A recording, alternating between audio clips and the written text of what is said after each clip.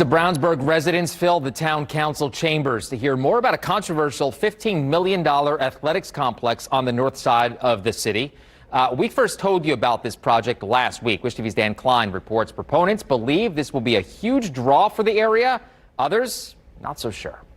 There are passionate people on both sides, and after a huge turnout last week when there was a vote scheduled, dozens more came out again to make their case. The idea is simple. Spend $15 million to build 12 ball fields on about 100 acres on the north side of Brownsburg. We're trying to lay the groundwork so that other youth sports in our town can also reap the benefits of this green space. But opponents say it's a lot more complicated than that. They believe the true cost is millions more than that when you factor in the price of the land, other site work, inflation, and future phases, with no guarantee the money will be there. I'm not against the kids. I'm not against ball fields.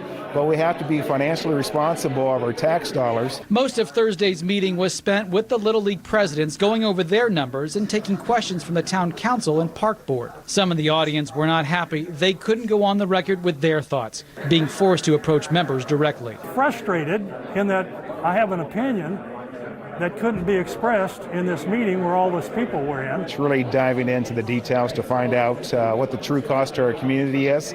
We have a lot of not-for-profits that would love to have access to these same funds. Park officials say that's coming, but they have to start somewhere. In this case, baseball and softball, sports with long traditions here, with leagues who have promised to contribute $10 million over 20 years, raised through hosting tournaments as well as sponsorships. We see this as a win for all of the community. While we may be just talking about baseball and softball for this first phase, we expect as phases continue to develop over the years, there will be park amenities for everyone to enjoy. And Smith hopes all questions, or at least enough of the important ones, are answered now. You have to have a cornerstone to bring people up there, to get traffic, to bring restaurants and hotels.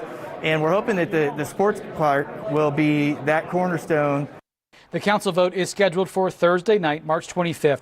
Travis Tranbarger tells me he has confidence in the elected officials to make the decision that's best for the entire community. If that's a no vote, he believes they can go back to the drawing board and still try to make things work. Reporting in the newsroom, Dan Klein, Wish TV, wishtv.com, and be sure to follow us on Facebook.